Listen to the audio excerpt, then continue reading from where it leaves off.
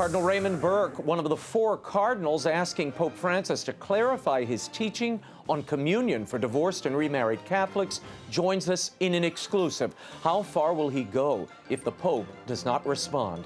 And he'll answer his critics, including those closest to Pope Francis. And he's one of the most distinctive and successful musical voices of the last 60 years, especially at Christmastime. At 81 years old, he's still recording. The legendary Johnny Mathis is here to talk about his amazing career, and he'll reveal the secret to his unique sound. The World Over begins right now.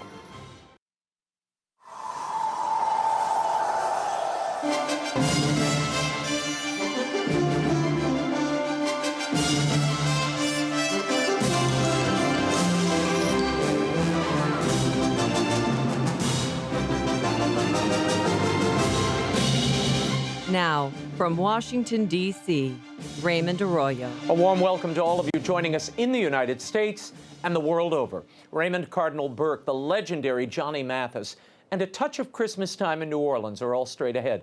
If you'd like to comment on tonight's show, or if you have a question, I'll be live tweeting throughout. You can find me on Twitter at Raymond Arroyo, or you can email me at worldover@ewtn.com. He is the former head of the Vatican's highest court, the Apostolic Signatura, and one of the world's foremost canon lawyers. He's also the author of a new book, Hope for the World, to unite all things in Christ.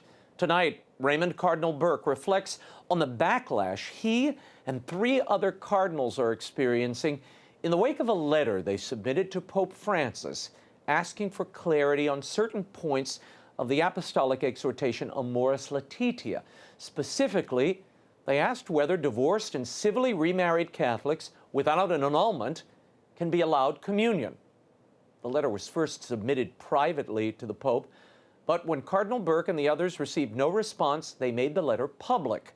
This sparked an outcry from Pope Francis's supporters. Papal confidant Father Anthony Spadaro, for example, called the four cardinals' letter a sign of a bad spirit. Archbishop Mark Coleridge of Brisbane, Australia, told America Magazine that the four cardinals are seeking a false clarity by failing to address the reality of those Catholics in irregular relationships. To respond, I spoke with Cardinal Burke earlier this week from the Shrine of Our Lady of Guadalupe in La Crosse, Wisconsin. We talked about his reasons for issuing the dubia, as the questions are officially known, and what he and the others are prepared to do should Pope Francis refuse to address their concerns. Here is my exclusive and very candid interview with Raymond Cardinal Burke. Your Eminence, thank you so much for being with us. I want to start with this dubium that you, it's a series of questions that you ask the Holy Father for clarity on. And the real heart of it, it seems to me, is this question of does Amoris Laetitia and the Pope himself permit divorced and remarried Catholics now in irregular relationships who are sexually active to receive communion? Now, Rocco Buttiglione, a very outstanding layman in Rome, says yes, it does. You have Cardinal Schönborn, who also seems to be suggesting that it does. What's the problem then? The problem is that to engage in sexual union with someone who's not your spouse is a grave sin, and to live in such a state publicly means that one cannot have access to the sacraments because he or she is not living according to the truth of Christ. And there's no way that the Church can give permission for someone to do something which Christ himself does not give us permission to do. I want to return to something that it's really the second point that you raise in these 5 questions that you submitted to the Holy Father. And in it you all mention Veritatis Splendor, which was a document John Paul II promulgated. And in it he says you cannot create exceptions to the prohibitions on intrinsically evil acts. And yet, in Amoris Laetitia, the Pope says, the conscience of an individual may come to see with a certain moral security that even their irregular relationship is what God himself is asking amid the concrete complexity of one's limits. What does that mean to you, and what does it suggest? Well, it's very confusing language. The only thing that it can suggest in accord with what the Church has always taught and practiced is that the conscience informs itself with regard to the teaching of Christ, whether it has to do with marriage or the sacraments, and conforms itself then to that teaching. And in this case, no matter what the complexities of the situation may be, the party in question, the member of the faithful in question, will either rectify the irregular, immoral situation in which he finds himself, and thereby be able to receive the sacraments, or until he is able to rectify the situation, will not present himself to receive the sacraments. There can't be any exception, because if it's always and everywhere wrong to engage in the conjugal act with someone who is not your spouse, then if you do that and live in that way in an habitual manner, you simply are in a condition in which you, with the help of the Church, with the help of God's grace, you need to set your life in order, and therefore begin to be able to approach again to receive Christ in the sacraments. And yet, Your Eminence, it seems, as I read all of this commentary, as I read even those closest to the Pope, Father Antonio Spadaro, in a recent interview, seemed to be suggesting that, look, there is no one-size-fits-all when it comes to adultery, that the conscience comes into play, and the Church is trying to accompany and walk with these people, even in their irregular unions. The suggestion seems to be, in fact, it's explicit, that you really don't need an annulment. You don't need to nullify the first marriage, and sometimes this second union may be what God is asking of you. You would say what to that line of thinking? Well, it's simply a wrong notion of conscience. The conscience does not render each of us as an individual the judge of what is right and wrong. There's an objective order to things, and our conscience, when we are well educated and when our conscience is well informed, recognizes that objective order and therefore knows what's right and what is wrong, and acts accordingly. And to say that I decide that something is right, which for everyone else is always and everywhere wrong, is simply an erroneous form of conscience. And the Church's accompaniment is a very popular word today of the person who finds himself in such a situation, is that help which we receive in the Church to know the truth about the moral law, and to respond to the grace which our Lord always gives us to live that truth in practice. Father Antonio Spadaro, who is a very close collaborator with the Pope, in fact, he's his ghostwriter on a lot of these documents, he has really become the vanguard of taking down the critics of Amoris Laetitia, or anyone who would even question the thinking here or the doctrine that's implied through these pastoral adjustments. Spadaro said, and I quote, and I think he's talking about you, that these questions, the dubia that you presented to the Holy Father, is an attempt to ramp up the tension and create division within the Church. Is that what you're trying to do? No, in fact, we're trying to address the division which is already very much ramped up, to use his phrase. Everywhere I go, and as many faithful priests and bishops and lay faithful whom I speak are in a state of very serious confusion on this matter. And priests tell me that one priest is telling the faithful one thing in confession, another priest another thing. Only when these questions, which we have raised according to the traditional manner of resolving questions in the church which have to do with very serious matters. Only when these questions are adequately answered will the division be dissipated. But as is happening right now, as long as this continues, the division will only grow. And of course, the fruit of division is error. And here we're talking about the salvation of souls, people being led into error in matters which have to do with their eternal salvation. And so Father Spadaro is very much in error in that affirmation. Spadaro also said that, look, the Pope does not answer binary questions presented to him. And I want to quote this. He says, he answers sincere questions from pastors. Were you offended by that?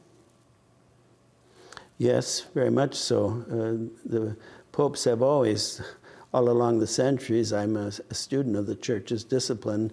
It is the role of the Pope as the pastor of the universal Church, as the guardian of the unity of the bishops and of the whole body of Christ, to respond to such questions. And to suggest that posing these questions is a sign of insincerity is deeply offensive. I can assure you that for myself, and I know the other cardinals involved, we wouldn't raise the questions unless we had the deepest and most sincere concern for the Church herself and for the individual members of the faithful. Your Eminence, many of the Pope's supporters and your critics have said he's already answered your questions. When he embraced the implementation plan of Amoris Laetitia among those bishops in Buenos Aires, in it they said, you don't need an annulment, and those who are divorced and remarried with the accompaniment of their pastor, in certain cases, can come forward and receive communion. And the Pope said, this is exactly as it should be. What's wrong with that? Didn't he already answer your question? Not at all. He's given his own personal opinion in the matter. The question can only be answered in terms of what the Church has always taught and practiced, as, for instance, is illustrated in the book which was published for the 2014 Synod, Remaining in the Truth of Christ.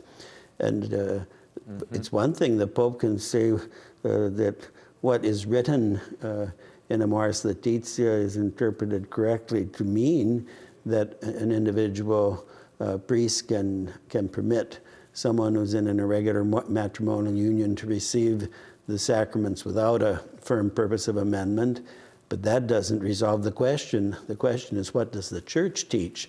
It's not a matter of what some speculative idea I may have about how to approach these questions, but how does Christ in his Church address such questions? And that's, until that answer is provided, that we remain in a confused state.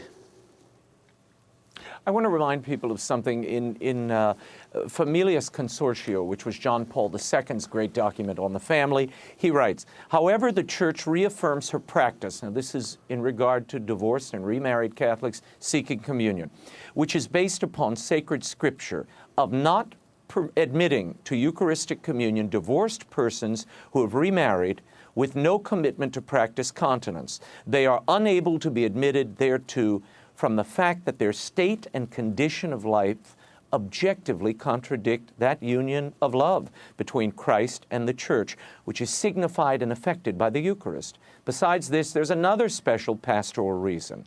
If these people were admitted to the Eucharist, the faithful would be led into error and confusion regarding the Church's teaching about the indissolubility of marriage. Is that really what concerns you, Your Eminence, that this new document, Amoris Laetitia, seems to be overturning it? Well, exactly what Pope St. John Paul II expresses is what the Church has always taught and practiced. And my concern is that Amoris Laetitia seems in some way to permit an interpretation which would lead to a practice which contradicts the constant practice of the Church, and that simply is a source of the gravest concern for me. And what, in my judgment, what needs to happen is that the that the faithful know that whatever is written in Amoris Laetitia cannot and does not change what Pope St. John Paul II set forth in Familiaris Consortio, because what he set forth was is the constant teaching and practice of the Church, and therefore it is magisterium. Mm-hmm. And yet you have Cardinal Schönborn that's saying, look, this is not a break, but it is an evolution. It is a changing of the Church teaching, a maturation of it. Do you accept that analysis?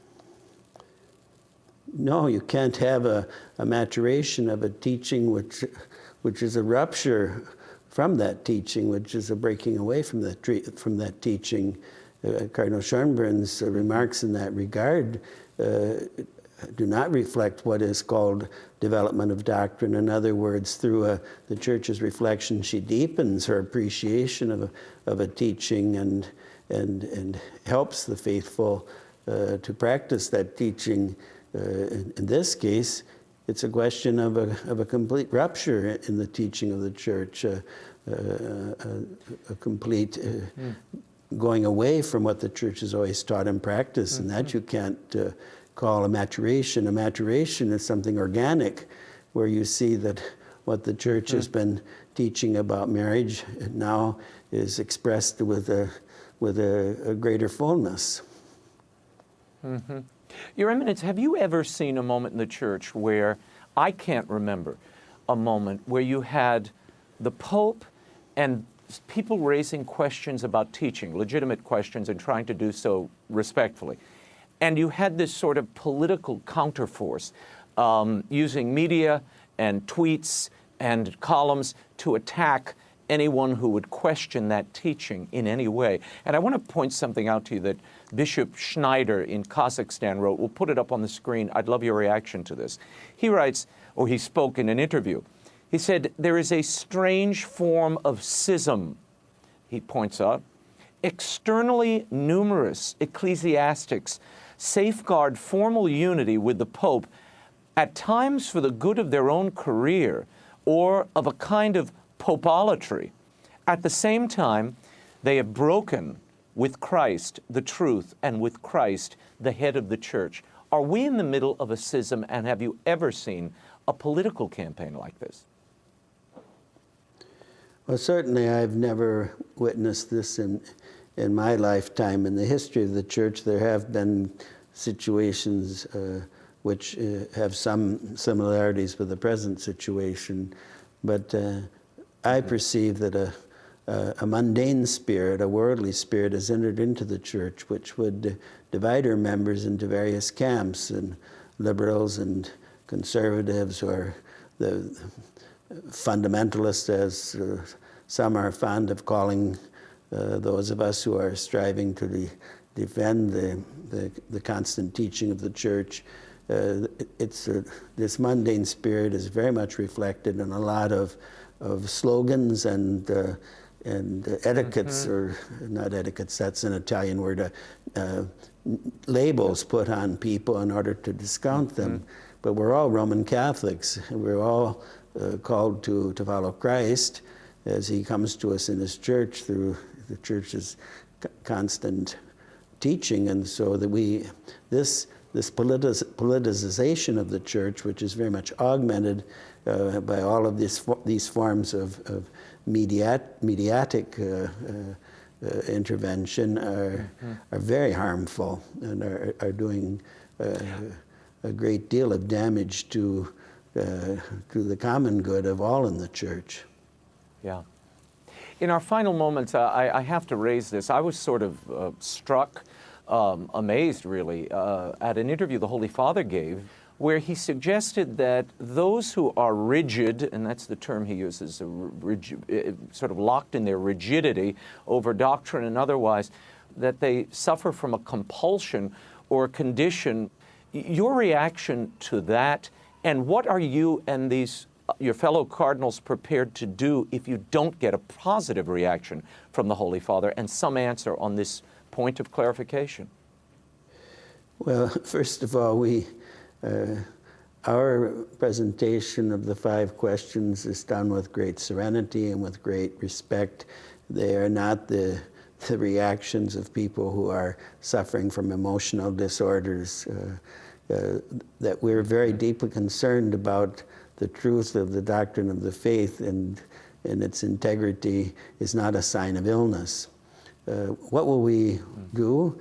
We have to continue to serve the truth with charity, and so especially those of us who are cardinals, who are the principal advisors of the Holy Father, have a very solemn obligation to defend the Church from these kind of attacks at her very foundation. I mean, we have to remember that we're talking about the teaching about marriage and its fruit, the family, and to attack that teaching is to destabilize the whole Church and society in general. And so the responsibility is very great. And we certainly, I only can speak for myself, but I know from my fellow cardinals who have been involved with me, we intend to serve that truth no matter what it takes. I, for my part, will never be part of a schism. I'm a Roman Catholic. Defending the Roman Catholic faith is not the cause of my being separated from the Church, and so I simply intend to continue to defend the faith out of love for our Lord and for His mystical body, my brothers and sisters in the Church, and I believe the other cardinals are of the same mind. Are there more than just the four of you? I mean, I'm sure you're getting letters and calls from others who support you. And you said you were willing to issue a formal correction if necessary. Does that still stand? Of course it does. That's a standard instrument in the Church for addressing such a situation. Yes, there are other cardinals. I don't want to get into this business of the numbers. We have to remember the criterion here is the truth. And there have been cases, for instance, take for example the case of Henry VIII and his desire to be able to enter a second marriage without having his first marriage declared null. All of the bishops of England, except St. John Fisher, went along with the error. But St. John Fisher is the saint because he defended the truth. And all of us in the Church who are cardinals, bishops, we have the responsibility to defend the truth. Whether we seem to be numerous or we seem to be very few doesn't make any difference. It's the truth of Christ which has to be taught. Very good. Your Eminence, Cardinal Raymond Burke, thank you so much for your time. Merry Christmas, and we will speak to you again, hopefully in the new year. Thank you, Raymond. God bless you, and Merry Christmas. As a follow-up, 23 prominent Catholic academics and pastors signed a letter late last week expressing their support for the dubia. A U.S. bishop also supporting the four cardinals. Bishop James Conley of Lincoln, Nebraska, said earlier this week that giving communion to divorced and civilly remarried Catholics is not on the table in his diocese. We'll keep you posted on this story. My thanks to Cardinal Burke for his time. Hope for the World to Unite All Things in Christ by Raymond Cardinal Burke is available from Ignatius Press at bookstores everywhere, online, and through the EWTN catalog. When we return, chances are you're familiar with my next guest. Five-time Grammy-nominated recording artist, the legendary Johnny Mathis, is here to discuss his 60-year career in music and how he sustains it. The World Over continues in a moment. Stay right there.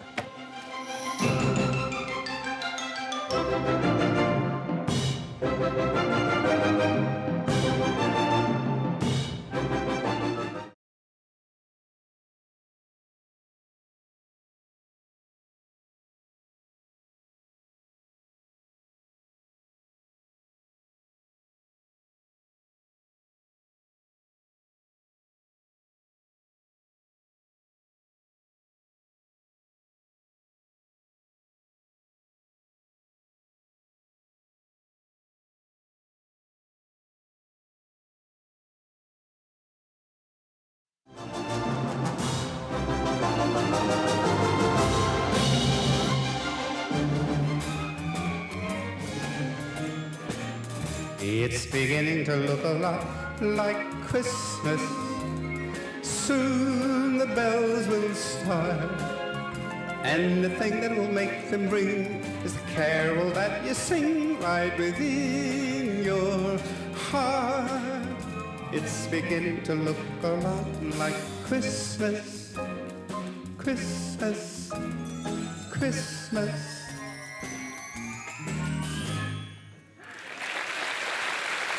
It is beginning to look a lot like Christmas, especially after hearing my next guest. Welcome back to The World Over. Of course, that was Johnny Mathis. This year marks his 60th anniversary in the recording industry, and he's one of the most iconic voices anywhere. He released his first album in 1956 and recorded his first #1 single, Chances Are, in 1957. Since then, he's landed 50 hits on the Billboard charts and sold millions of records all over the world. He's particularly known for his Christmas albums. His first one is still among the top 10 Christmas records of all time. I sat down with him recently in Los Angeles to discuss his amazing career, how he's managed to keep the purity of his voice at the age of 81, and how the love of family has shaped and sustained him all these years. Here's my exclusive interview with the legendary Johnny Mathis. And here you are, 60 years of singing, Johnny. I mean, recording. This is the 60th anniversary of your recording career, the longest running artist at Columbia. When I went back and looked, you mentioned your father, Clem, who was really a hardworking man, raised 7 children? 7 children. You said you learned music from him. You learned singing, the love of singing, really, to please him. What I have never seen anywhere is, what did your father sound like? Did he sound like you when he sang? Yes. He did? We could be twins. Really? Yeah, my dad and I sounded like, but Dad sang very quietly. He never sang too much.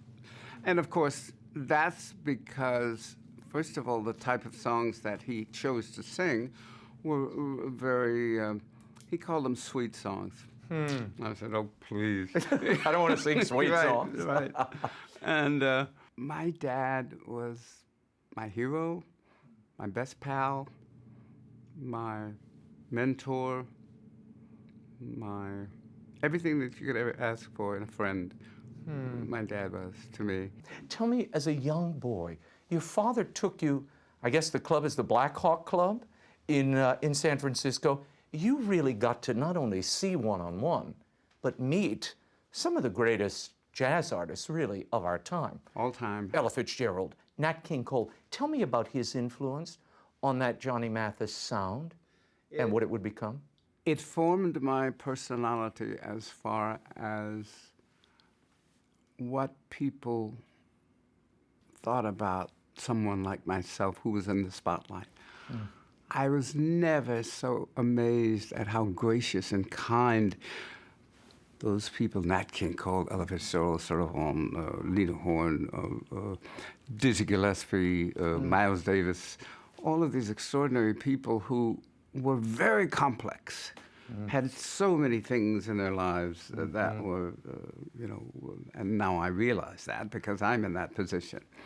But they were so kind to me and so generous with their time that I swore if ever I got, you know, that, I was going to be nice to people because it felt so good to be with them, and they would share their little, you know, day-to-day activities with me. My dad was very instrumental in bringing me there because they didn't allow children, of course, in nightclubs. But once we got there, Dad would always find a way to sit in the corner, and when they were passing by, these people would stop and shake my hand, and Ella Fitzgerald, Sarah Vaughan, and I. And then, of course, when I started to sing and got to actually go to a lot of these same places that they performed in, and even hook up with them. Right. And what a joy it's been, my whole professional life. All I had to do was to keep my focus. And I had a lot of people helping me. That's hard for people to do, though, particularly when you're in the public eye and there's so many demands. The focus is very difficult because there's so many things that you're asked to do, which just because you can sing doesn't mean that you could do anything else. Let's go back to 1956. You start recording at Columbia. And before long, really your second album, Mitch Miller begins to shape your career. What impact did he have on your sound and on the type of music that you would then embrace? Not because he was such a gentle, kind goddess type of person, because he was not. He was not, no. He was a businessman who was in charge of people like Tony Bennett and Rosemary Clooney and goodness knows how many other... Sinatra, a bunch of... Sinatra, yes. Sinatra...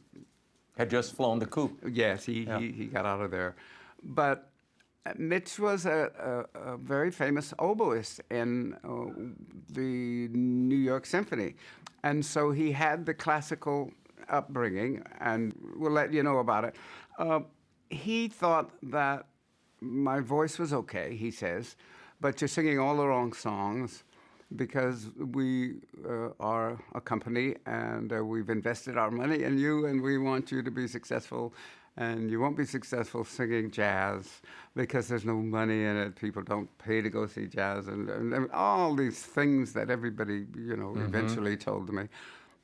And he gave me a stack of records about like this and said, pick out 4 or 5 songs and we'll go in and record them. And I did, and I picked out It's Not For Me to Say, When Sunny Gets Blue. Wow. A couple of more. And we went. But you picked those out. I assumed Yes. he picked those out for you. No, later on. That was later on. Uh-huh. He owned the publishing rights on some of the songs, so he would slip them to me. I'd sing them, it doesn't matter. They were good songs. 1958 was a very big year for you. And Christmas, that was when you released your first Christmas album. With Percy Faith. When you listen to that album, you think what? Mom and Dad. Mm-hmm. That's why I recorded it. They always made Christmas special with no monetary means at all. They both worked very hard, but they worked as domestic workers, and there wasn't very much money in that.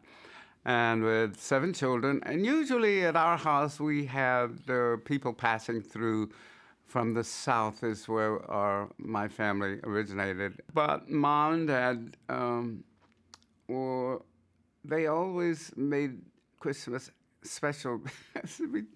We'd take these old stockings that Mom had thrown away or something and fill them with fruit and candy and what have you, and hang them over the pretend fireplace. It wasn't a real fireplace. And that, to me, was the time when the family was together. When I saw my mom and my dad for the first time, doing something together, because we were all over the place. They were trying to make a living for 7 kids, if you can imagine. Sure. I remember the first time that my mom had ever sat down and listened to me sing. And it was almost always at Christmas time when my dad would teach me a song or two. So yes, Christmas was everything to us. And when I had a couple of hit records, somebody asked me, what would you like to sing now, Mr. Mathis? I said, I'm sing some Christmas songs for my mom and my dad. And that's the way that happened. I love that. What about Percy Faith? How did that relationship happen? Because those arrangements and orchestrations are just... God bless Percy Faith. Percy Faith was a working artist at Columbia Records, a very, very important artist. I thought of him because there was no singing. Right. So I said, well, he makes arrangements and what have you. So I asked him to make my arrangements. He understood my ignorance, and he was very kind to me. And he listened to a couple of songs that I had done. I was amazed and thrilled. He was a taskmaster. I used to ask him, how do you think I should sing this? He said, Sing it the right way, kid. Oh. Let's talk for a moment about this voice. Johnny, it's now been 60 years since the country, the world, first heard your voice. The tone, the quality of your voice has really not changed. How do you maintain that? How have you maintained it? It was too high. The people who sang, the men who sang when I was a kid were Billy Eckstine, Perry Como, Bing Crosby. Bing Crosby, my dad worshipped Bing Crosby. He wanted me to sing every song Bing Crosby ever recorded. My sound was too high. I was not pleased. But I started singing very early. And of course, I had this little choir boy sound. And fortunately, I found a teacher who said, we don't want to change that. All we want to do is make you do it properly so that you can always do it. And later on, when your voice gets bigger, then you'll be able to do that. But if we don't learn it now, and of course it was a very, very difficult time because my voice was changing. Yeah. One day I'd go and I sounded like this, and the next day I sounded like this. And I cried. I cried. I used to sit in a corner and cried when she'd take her other students, you know, and I'd say, I don't know what's wrong with me. And she would smile and say, dear, don't worry, you'll be okay, you'll be okay. The flexibility, though, Johnny, over time is an amazing, I mean, you go into your falsetto, then you're dropping into the low bass range. I mean, it really is an astounding thing. And there's something I've observed. I've watched you as an audience member on television, but certainly live. You move your jaw in a certain way. And I always thought, I mean, you really work, your jaw moves in unpredictable ways when you're singing. I used to think that was to accommodate the tone and the beautiful sounds you were making to sort of move that tone into this place to resonate. You know what it was? It's not. No. When I was a child, as most poor children are, they go to the dentist, and if you have a cavity in your tooth, they pull it. Yeah. In those days. So I had several cavities on one side of my mouth, and they took all my teeth out. And so it made my mouth lockjaw. So in order for me to open my mouth, I had to do like that. Oh, my God. Yeah, it was quite traumatic for me to watch myself in the early days. Wow. And I said, I don't know what to do. So as time went on and dentistry caught up to the world, I was told that there was some help for me. And I found a wonderful dentist who straightened things out for me. Isn't it interesting, though, that this, something you wouldn't ask for, you know, something a child didn't desire, it ended up shaping your tone and making your sound. Yes, yes. And it's what we remember. It's what you produce even now, is that same sound. I mean, that's got to be a curious thing for you. Yeah, all sorts of wonderful things happen out of an unfortunate situation. Right. Yeah. For instance, how many people of great, importance in the world have come from humble beginnings. And it makes us all quite humble, I think. I've always thought the reason that Johnny Mathis and Christmas always fit so well is because you do have that inner spirit of joy, of giving, of humility that sort of shines through the singing. Are you aware of that? My whole life, I wanted to please my parents. My parents, to me, and I can't understand why more people don't celebrate them. Theirs. They were the kindest, nicest friends, companions. They were everything to me. And I wanted to do something. I didn't know what. But we found a wonderful lady who taught me free of charge, no charge. Wow. She had faith in me as someone who would continue my studies over the years, and she had several students like that. And that was Connie Cox, lovely lady over in the East Bay area of San Francisco. And I worked with her, fortunately, from the time I was 13 till about 18. But that is through the kindness of others. I am here today. Wow. And then, of course, it has to start with the family, right? That's exactly right. Tell me about the routine that you at 81 continue. You have a very rigorous routine. People don't realize singing is not just one thing, it's your whole body. Everybody tells you that when you're young, and you say, well, it's okay. You're singing okay, doesn't bother me. And then you get older, and then things start to be a little bit more difficult. Fortunately, I was a high jumper and a hurdler on the track team. There's no other way you can do what you do, physically like that, unless you exercise. Right. I got accustomed to exercising. For the last 20 years, I've been up at 4 o'clock in the morning and do what I do, go to the gym for an hour, come home, feel wonderful after that, of course. Yeah. Then it goes downhill a little bit because I am 80 years old, my goodness. It's unbelievable. And you do that on show days too? Yes. You're up at 4 o'clock and you're performing at 8 p.m. No, Okay. please, no. I mean, I'm thinking, my No, gosh, I'm you've got a sorry. Superman costume somewhere if you're doing that. No, I'm really very lazy when it comes to show days. I sleep in a lot. But you do have to know, where is it today? The voice is very mysterious. One day you sound like Tallulah Bankhead. The next day you sound like somebody else, Mickey Mouse. And you go, oh no, what am I going to do? And then you start the process of trying to sound like Johnny Mathis. A lot of singers sing, but I'm so aware of the audience that I want them to understand what I'm saying. So I have to temper my voice. I don't want to sound like this, So I sort of, and it all goes back to my dad. My dad sang in a very, I call it conversational way. In other words, he wasn't so concerned with the singing as he was with the meaning of the words. And you had to sing, of course. Unfortunately, it's through trial and error, and a lot of people go through the trial period and never realize the error of it until it's too late.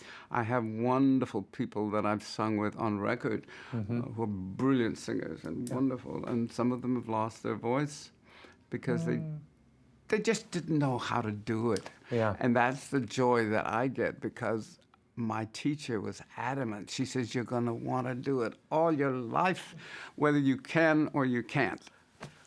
Is it a gift from God? Do you consider your voice just a gift? Aren't we all? Yeah. Yeah, aren't we all? Yes, yes, yes, yes, yes, yes, yes. And then there's an obligation to protect it and to extend it as far as you can. If you're intelligent enough to have somebody smart enough around you to say, don't do that, Yeah, and we all need it.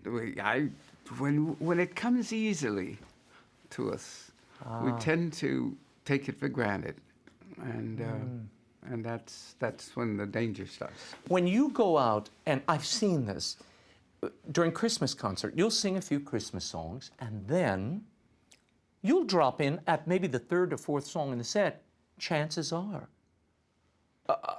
Why there, and do you still feel what the audience is feeling? The air literally expands in the room when you hear those first chords of Chances Are and when you join in. What you try to do is to keep their attention at all costs. The first thing that you do when you go on stage, that I do, is make sure that you give them the best quality that you have vocally, so that they'll listen to anything for a while. Right. But then they get nervous. Don't you hate when that happens? Yeah, yeah. It's not for me to say you love me. It's not for me to say you'll always care. Oh, but here for the moment I can hold you fast and press your lips to mine and dream that love will last as far as I can see. This is heaven. And speaking just for me, it's ours to share. Perhaps the glow of love will grow with every passing day. Or we may never meet again, but then it's not for me to say.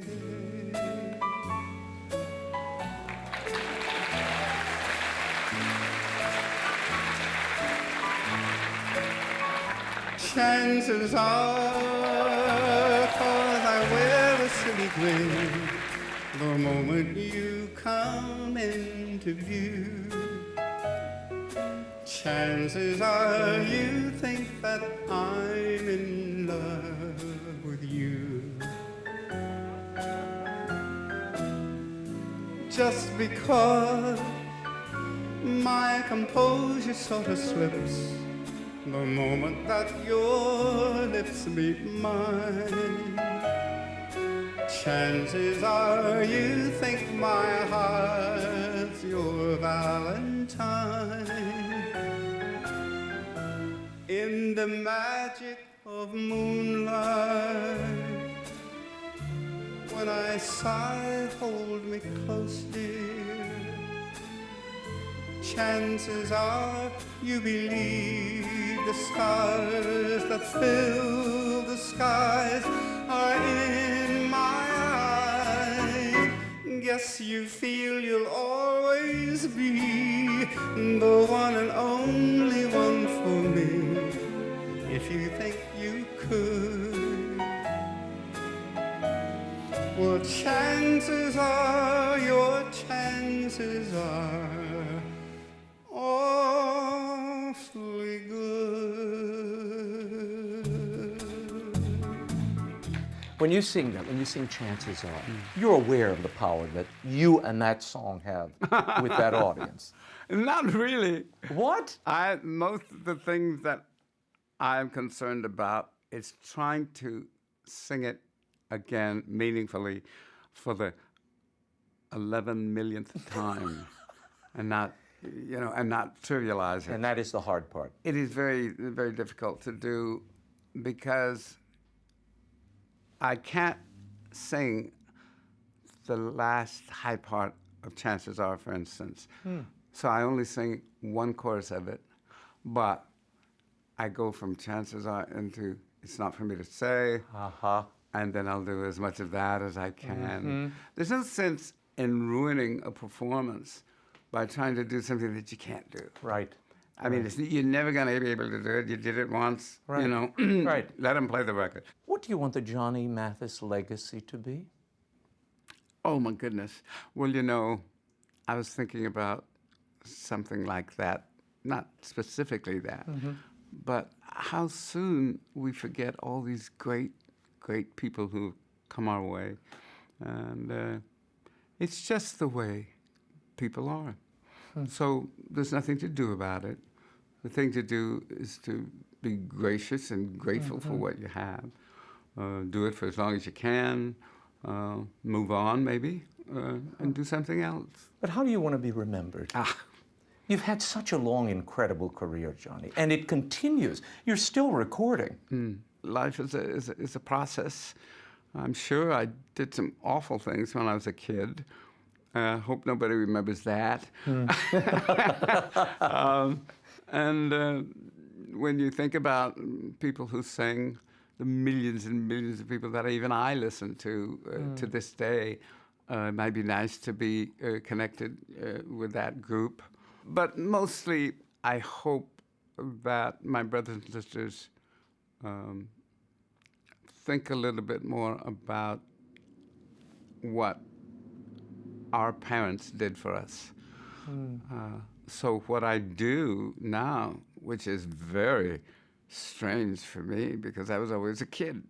I even think of myself now the same way that I was when I was a kid. It's kind of strange for me to have all this responsibility now of being in the place of a parent to my other brothers and sisters who are still alive. And yet that's what I get the most joy out of now is, what would Dad do? What would Mom do?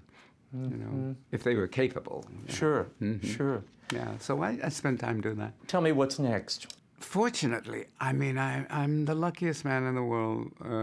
It's one thing to be able to do something well, but to be able to keep everything in place, especially a recording contract. Unbelievable. Because the music changes so often, and they're in the business of selling records. So I am, grateful for what I had, but I'm also grateful for what I have because I have these wonderful memories. Once in a while, I'll sit down and listen to some of my recordings, and I go, I did that. I did that. I can't believe it. And I wonder what was the catalyst that made me do that. Who was in my life at the time that made me understand what I was doing and to make a beautiful recording like that. Yeah. What wonderful recordings he's made. 80 studio albums in all, and he's not done yet. Johnny Mathis's complete Christmas CD is in stores, as is his incredible latest Christmas album, Sending You a Little Christmas. He is still on the road, and Johnny tells me he's recording a new album with Kenny Babyface Edmonds. By the way, he'll be back next week for the Christmas show, and we might sing something together.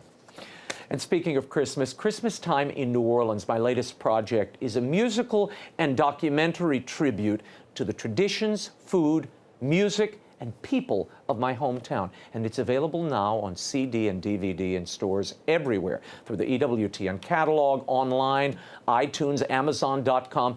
And you can catch the PBS special on your local public television station now through the new year. A complete listing of showtimes is on my website at RaymondArroyo.com. Here is an extended taste of Christmastime in New Orleans. Go ahead, watch. We do Christmas in New Orleans like no place on earth. You can taste the season here, feel its rhythm, and experience its joy. The music, the food, the sights, the sounds of New Orleans are never better than at Christmastime. New Orleans is really all about her people, some of whom you will meet shortly. So join us for a unique celebration of song, cuisine, and a city that makes it all possible.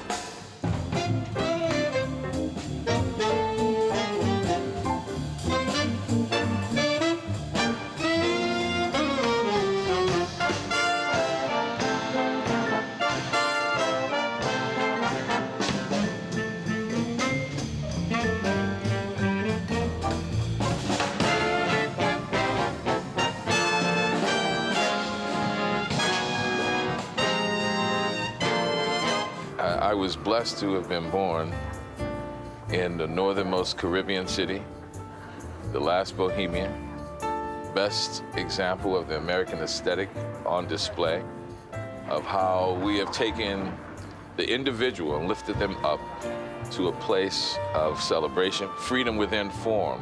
That's exhibited in New Orleans. No other city ever in the history of this world has 7 distinct nations coming together to create what we call the mixtures, the Creoles, the Creoles of New Orleans. Forget about it. There's nothing like it.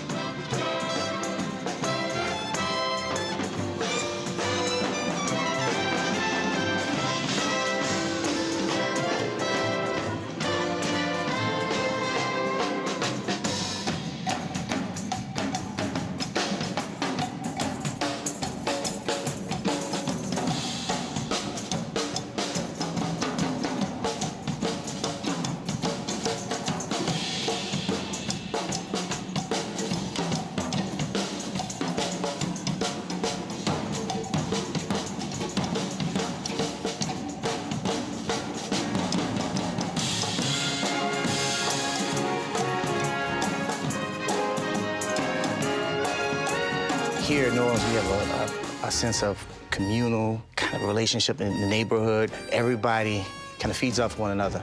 So everybody uplifts at one another. Some of these men have been playing together for decades. Mike and I grew up together. Really? It's like home. It's like brothers from a different mother. You played with Roland here before. I played with Roland for 30 years, yeah. It's very natural. We can predict where, what the conversation is going musically, so it's very comfortable.